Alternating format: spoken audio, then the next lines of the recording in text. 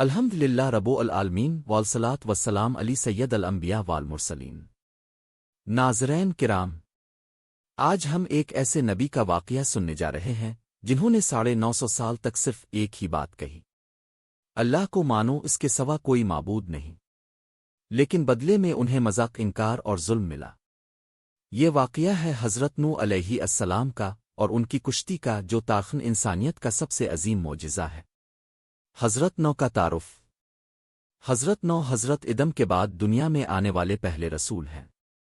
جب شرک، بت پرستی اور گناہ عام ہو گئے تو اللہ تعالیٰ نے نوح کو اپنی قوم کی ہدایت کے لیے بھیجا۔ اللہ کا حکم تھا، اے نوح، اپنی قوم کو خبردار کرو اس سے پہلے کہ دردناک عذاب آئے۔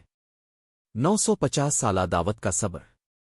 حضرت نوح نے دن رات علانیہ اور چھپ کر دعوت دی، بڑوں کو سمجھایا، بچوں کو سمجھایا، امیروں کو سمجھایا، غریبوں کو سمجھایا، لیکن قوم کا حال یہ تھا کہ کانوں میں انگلیاں ڈال لیتے، کپڑوں سے منہ چھپا لیتے، کہتے یہ تو دیوانہ ہے۔ سوچئے، ایک نبی 950 سال تبلیغ کرے اور ماننے والے گنتی کے ہوں۔ بیٹے کا درد۔ حضرت نوح کا دل سب سے زیادہ اس وقت ٹوٹا جب ان کا اپنا بیٹا ایمان نہ لایا۔ باپ نبی مگر بیٹا نافرمان۔ یہ ہمیں سکھاتا ہے کہ ہدایت نسب سے نہیں، ایمان سے ملتی ہے۔ کشتی بنانے کا حکم۔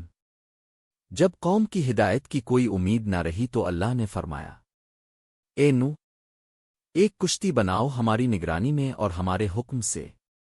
نوح نے خشکی پر کشتی بنانا شروع کی۔ قوم ہنستی تھی، نوح کیا نبی کے ساتھ بڑئی بھی بن گئے؟ مگر نوح خاموشی سے کام کرتے رہے۔ طوفان نوح کی ابتدا۔ ایک دن اللہ کا وعدہ پورا ہوا۔ آسمان سے بارش ایسے برسی جیسے دروازے کھل گئے ہوں، زمین سے چشمے ابل پڑے، پانی ہی پانی تھا، گھر، درخت، پہاڑ سب ڈوب گئے۔ کشتی میں سوار ہونے والے، اللہ کا حکم ہوا، ہر جانور کا ایک ایک جوڑا، اور ایمان لانے والے انسان سب کشتی میں سوار ہو گئے۔ نوح نے آخری بار اپنے بیٹے کو پکارا، بیٹا، ہمارے ساتھ سوار ہو جاؤ۔ بیٹے نے کہا، میں پہاڑ پر چڑھ جاؤں گا، بچ جاؤں گا۔ نوح نے کہا، آج اللہ کے عذاب سے کوئی نہیں بچا سکتا۔ اور پھر بیٹا موجوں میں ڈوب گیا۔ نجات اور سکون۔ جب اللہ نے چاہا، بارش رک گئی، زمین نے پانی نگل لیا، کشتی کنواں جودی پر ٹھہر گئی۔